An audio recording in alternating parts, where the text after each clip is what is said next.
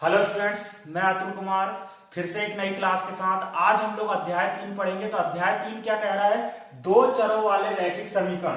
तो दो चरों वाला रैखिक समीकरण क्या होता है? यहाँ पे ऐसा समीकरण जिसमें दो चरों, चर क्या होते हैं? चर मतलब ऐसी राशियां जिनका मान परिवर्तित होते रहता है या बदलते रहता है, चलायमान रहता है। उन राशियों को क्या कहते हैं? चर राशियां कहते हैं। उदाहरण के लिए एक्स वाई जेड, ये राशियां क्या कहलाती? चर राशियां कहलाती।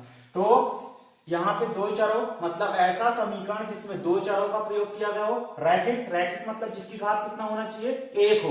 तो ऐसा समीकरण जिसमें दो चरों का प्रयोग किया गया हो और वहां पे चर राशि घात कितनी हो? एक हो, तो उस समीकरण को दो चरों वाला रैखिक समीकरण कहते हैं। या फिर से एक बार इसकी परिभाषा देख लेते हैं, क्या कह रहा है? दो चरों वाला रैखिक समीकरण मतलब ऐसा समीकरण जिसमें दो चरों का प्रयोग किया गया हो और वहां पे चर राशि घात कितनी होना चाहिए? एक हो। उस समीकरण को दो चरों वाला रैखिक समीकरण कहते हैं। उदाहरण के लिए 2x धन 3y धन 7 बराबर कितना? 0।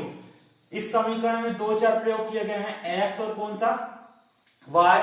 यहाँ पे चर राशि घात कितनी? एक ही है, तो ये दो चरों वाला रैखिक समीकरण होगा। और यहाँ पे 2, 3 और 7 क्या है? वास्तविक संख्याएं हैं।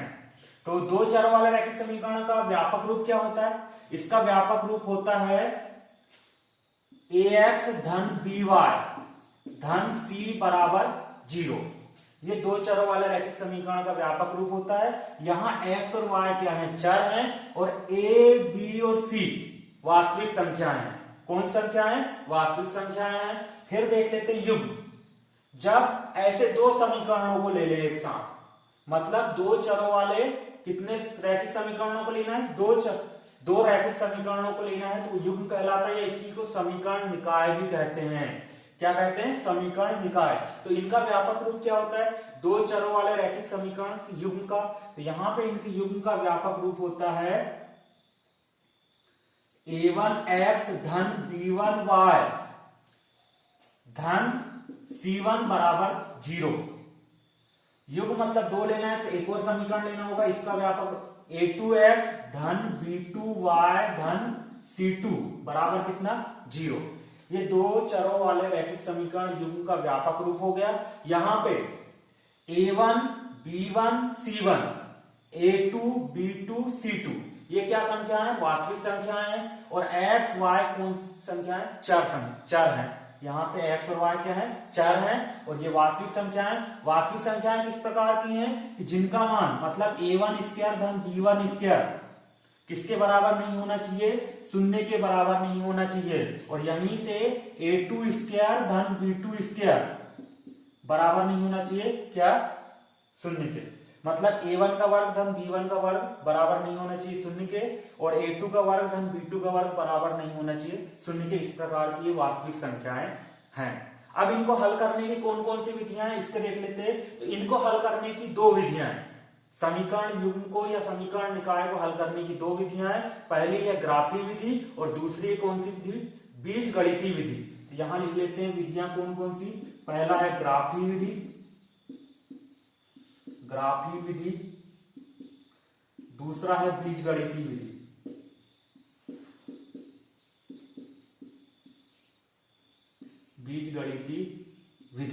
तो बीजगणितीय विधि के अंतर्गत तीन विधियां आती हैं। पहली है प्रतिस्थापन विधि, दूसरी है विलोपन विधि और तीसरी क्या है? वज्रगुणन विधि। तो यहां लिख लेते हैं पहला कौन सा? प्रतिस्थापन विधि, दूसरा है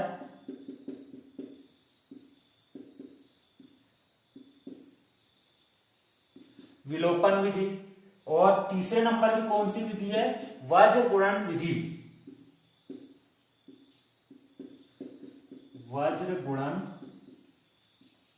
विधि। तो ये रैखिक समीकरण युग्म के हल करने की विधियां हैं। दो विधियां हैं, ग्राफी विधि और बीजगणितीय विधि। बीजगणितीय विधि में तीन विधियां आती हैं। पहला प्रतिस्थापन, दूसरा विलोपन और तीसरा क्या आएगा? वज्रगुणन विधि। अब यहाँ पे इनको ग्राफी विधि से हल करते हैं। तो चूंकि ये रैखिक समीकरण है, तो इनका ग्राफ कैसा होगा? एक सरल रेखा में प्राप्त होगा। तो यहाँ पे दो समीकरण है, तो कितनी सरल रेखा प्राप्त होंगी? 2 सरल रेखा प्राप्त होंगी। तो यहाँ पे उनके लिए 3 कंडीशन होती है। तो 3 कंडीशन क्या होती है देख लेते हैं।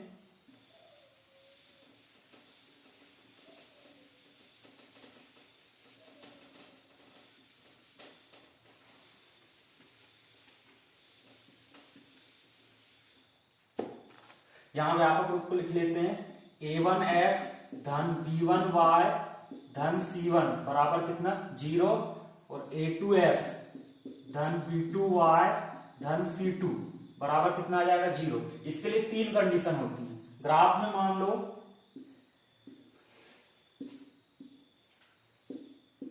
कितनी 3। तो सबसे पहले यदि ग्राफ में रेखाएं कैसी हो, एक दूसरे को किसी बिंदु पर प्रच्छेद करें। मान लो इस प्रकार की रेखाएं आ रही हैं जो एक बिंदु पर प्रच्छेद कर रही हैं। क्या कर रही हैं? प्रतिच्छेद कर रही हैं। तो उस समय निकाय का कैसा हल प्राप्त होता है? अद्वितीय हल प्राप्त होता है। कैसा हल? अद्वितीय हल। और इस स्थिति में समीकरण निकाय कैसा होता है? समीकरण युग्म संगत। कैसा होता है? संगत। अब यदि निकाय में रेखाएं कैसी हो? संपाती हो। संपाती मतलब एक के ऊपर से होकर दूसरी को जाना, तू चल में आती हूं मतलब। तो जब निकाय में रेखाएं कैसी हो? संपाती हो। तो यहां पे कैसा हल प्राप्त होता है? संपाती रेखाएं। संपाती रेखाएं। तो इसका अपरिमित रूप से अनेक हल प्राप्त होते हैं। अपरिमित रूप से अनेक हल। और इस स्थिति में समीकरण निकाय कैसा होता है? आश्रित या जिसको कहते हैं संगत। आश्रित या जिसको कहते हैं संगत। फिर तीसरी कंडीशन क्या है?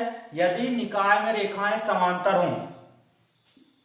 समीकरण निकाय की रेखाएं एक दूसरे क्या होना चाहिए? समांतर हो। समांतर हो तो कैसा हल प्राप्त होता है समीकरण निकाय का? कोई भी हल नहीं। कोई भी हल नहीं प्राप्त होता। इस स्थिति में समीकरण निकाय कैसा होता है? असंगत। कैसा होता है? असंगत। तो ये तीन कंडीशन हो गई है। मतलब यदि प्रच्छेदी रेखाएं हो तो अद्वितीय हल प्राप्त होगा। इस स्थिति में समीकरण निकाय कैसा होगा? संगत होगा। यदि संपाती रेखाएं हैं तो अपरिमित रूप से अनेक हल प्राप्त होंगे। और इस स्थिति में समीकरण आश्रित या संगत होगा। फिर तीसरा, यदि निकाय में रेखाएं कैसी हो? समांतर हो तो कोई भी हल प्राप्त नहीं होगा और समीकरण निकाय कैसा होगा? असंगत होगा।